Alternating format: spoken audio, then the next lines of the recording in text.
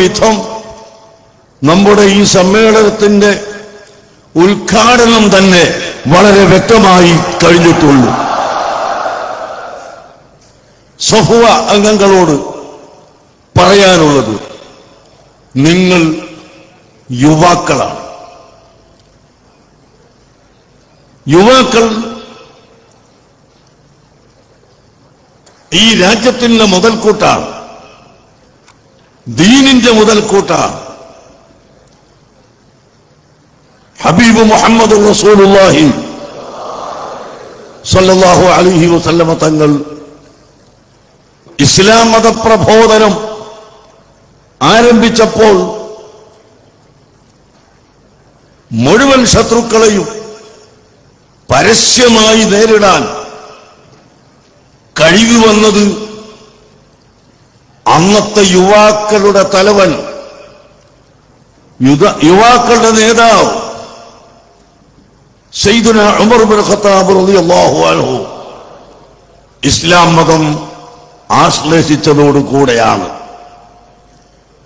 അതുകൊണ്ട് ഏത് പ്രസ്ഥാനത്തിന്റെയും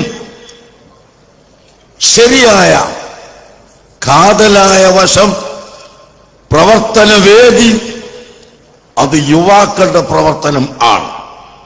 യുവാക്കൾ ഏതു നിലക്ക് സംഘടിപ്പിക്കുന്നുവോ ആ നിലക്ക് സംഘടന നീങ്ങും. ആകയാൽ ഈ സമുദായത്തിന്, സമൂഹത്തിന്, രാജ്യത്തിന് ഒരുപാട് കാര്യങ്ങൾ ചെയ്യാനുണ്ട്. ആ കാര്യങ്ങളെല്ലാം നിങ്ങൾ ചെയ്യുമെന്ന് പ്രതിജ്ഞ എടുത്തു കഴിഞ്ഞിരിക്കുന്നു. ആ പ്രതിജ്ഞ വെറുമൊരു തമാശയല്ല, അല്ലാഹുവിനോടുള്ള പ്രതിജ്ഞയാണ്. അല്ലാഹുവിന്റെ ഹബീബ് മുഹമ്മദ് റസൂലുള്ളാഹി സ്വല്ലല്ലാഹു അലൈഹി വസല്ലമ തങ്ങളോടുള്ള പ്രതിജ്ഞയാണ്, ബഹുജനങ്ങളോടുള്ള പ്രതിജ്ഞയാണ്. ഞങ്ങളെ ഈ യൗവനകാലം, ഞങ്ങളെ ആരോഗ്യമുള്ള സമയം, ഞങ്ങളെ പ്രവർത്തനം അല്ലാഹുവിന് വേണ്ടി മാത്രമാണ്. അല്ലാഹു പൊരുത്തപ്പെട്ടത് മാത്രമേ ഞങ്ങൾ ചെയ്യുകയുള്ളൂ. അതാണ് നിങ്ങളെടുത്ത ഒരു പ്രതിജ്ഞ. ഈ രാജ്യത്തിന്റെ നന്മയ്ക്ക് വേണ്ടി മാത്രമാണ് ഞങ്ങൾ ചെയ്യുക. അതാണ് നിങ്ങളുടെ പ്രതിജ്ഞ.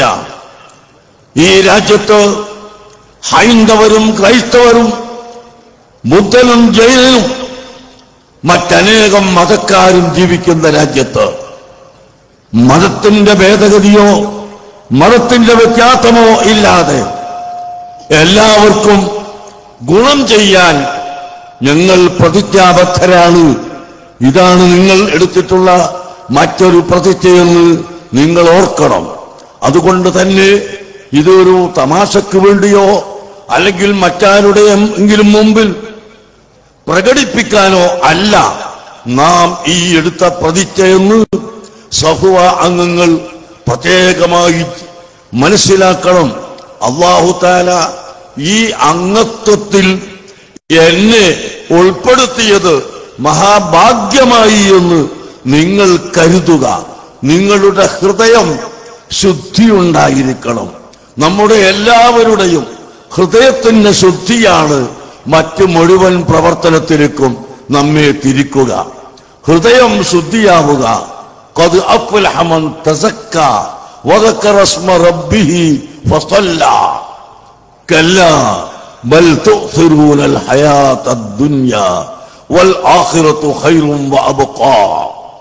പരിശുദ്ധ ഖുർആൻ പഠിപ്പിച്ചു, ഖദ് അഫ്ലഹ മൻ തസക്ക, പരിശുദ്ധി നേടിയ ആളുകൾ വിജയിച്ചു. ഹൃദയം ശുദ്ധിയായവർ, ശരീരം ശുദ്ധിയായതുപോലെ ഹൃദയത്തിന്റെ അടിത്തട്ടിൽ അഹംഭാവം, അസൂയ, ഗർവ്, അത്യാഗ്രഹം തുടങ്ങിയ അനാവശ്യമായ ഒരു ചിന്തയും ഇല്ലാതെ, ആരോടും അസൂയയില്ലാതെ, ആരോടും കിബിർ കാണിക്കാതെ, വിനയത്തോടെ സമാധാനത്തോടെ ജീവിക്കുന്ന ശരിയായ മനുഷ്യൻ ഖദ് അഫ്ലഹ മൻ തസക്ക, ഹൃദയം ശുദ്ധിയായ മനുഷ്യൻ വിജയിച്ചു എന്നാണ് പരിശുദ്ധ ഖുർആൻ പഠിപ്പിച്ചത്. അതുകൊണ്ട് യുവാക്കൾ പ്രത്യേകിച്ചും ചിന്തിക്കണമെന്ന് ഞാൻ ഈ സമയത്ത് ഓർമ്മപ്പെടുത്തുകയാണ്. ഒരേ ഒരു ചെറിയ ആയത്തിന്റെ ഉദ്ധരണി കൂടി നിങ്ങളുടെ മുമ്പിൽ വെച്ച് ഞാൻ നിർത്തട്ടെ.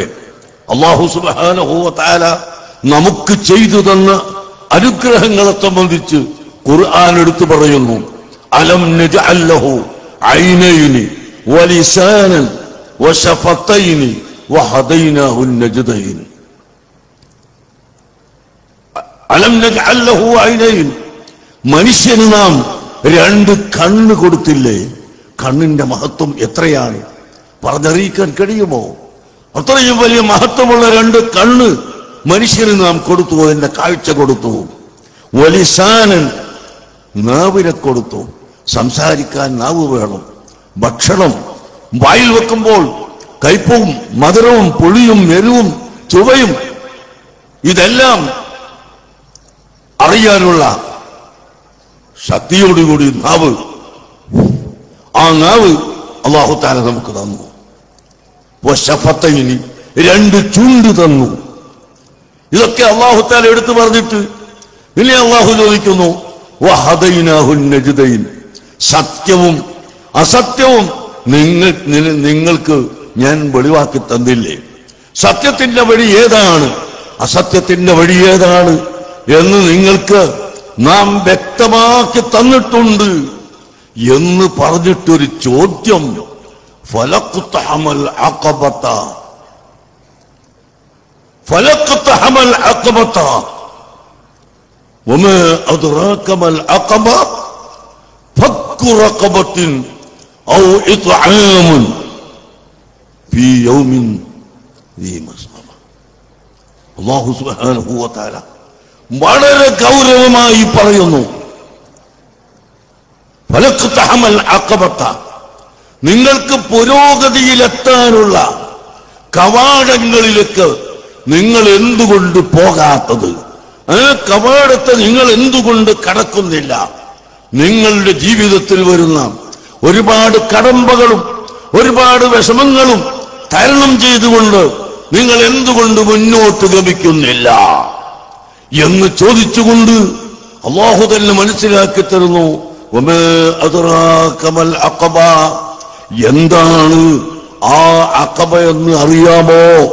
മനുഷ്യനെ പുരോഗതിയിലേക്ക് എത്തിക്കുന്ന, മനുഷ്യനെ സ്ഥാനത്തേക്ക് എത്തിക്കുന്ന മാർഗങ്ങൾ എന്താണ്, അതിന്റെ വഴി എന്താണ് എന്ന് അറിയാമോ എന്ന് ചോദിച്ചിട്ട് പറയുന്നു ഫക്കു റഖബത്തിൻ, ഫക്കു റഖബത്തിൻ, നിന്റെ ഹൃദയത്തെ, നിന്റെ ശരീരത്തെ ഭൗതികമായ അതിപ്രസരത്തിൽ നിന്നും മാറ്റിയെടുത്ത് ആ കുടുക്കിൽ നിന്ന് ഒന്ന് ഒഴിവാക്കിയെടുത്ത് അല്ലാഹുവിന്റെ വഴിയിലേക്ക് തിരിച്ചുവിടലാകുന്നു.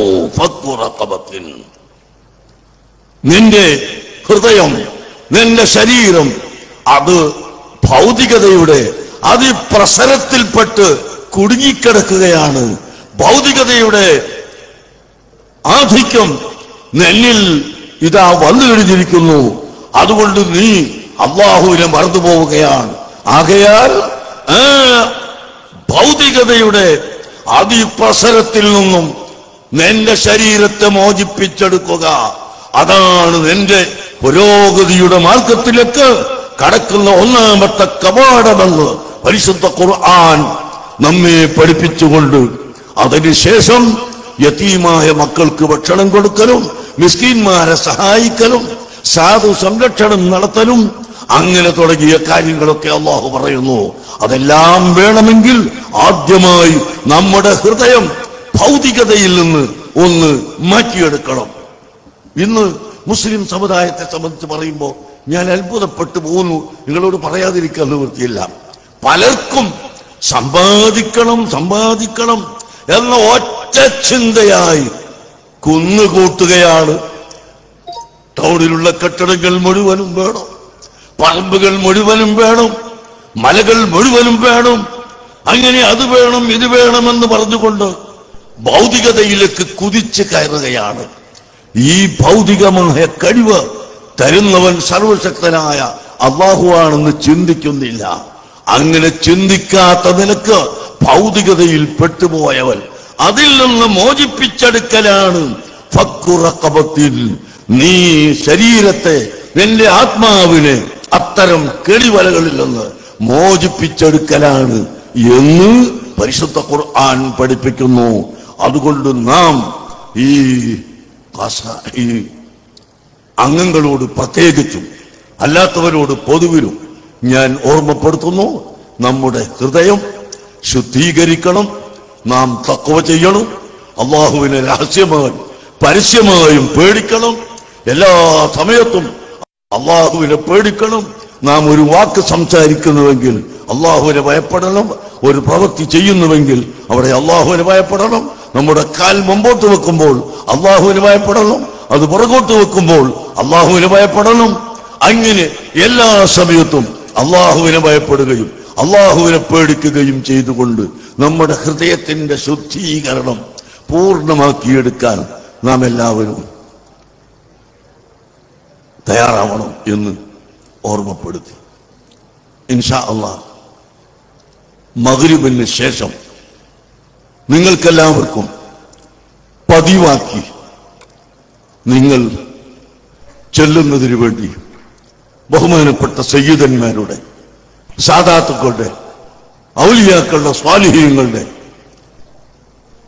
സമ്മതപ്രകാരമുള്ള വളരെ ചുരുങ്ങിയ ചില അദ്കാറുകൾ നിങ്ങൾക്ക് ഞാൻ ചൊല്ലിത്തരുന്നതാണ്. ഇൻഷാ അല്ലാഹ് അത് മഗ്രിബിന് ശേഷം നമുക്കത് പറയാം. നിങ്ങളത് പതിവാക്കണം. അല്ലാഹു സുബ്ഹാനഹു വ തആല തൗഫീഖ് ചെയ്തു തരുമാറാകട്ടെ. അല്ലാഹു നമുക്ക് അവന്റെ ദീനിന് വേണ്ടി സേവനം ചെയ്യാൻ തൗഫീഖ് ചെയ്യട്ടെ. വശാബുൻ നശഅ ഫീ ഇബാദത്തില്ലാഹ്. അല്ലാഹു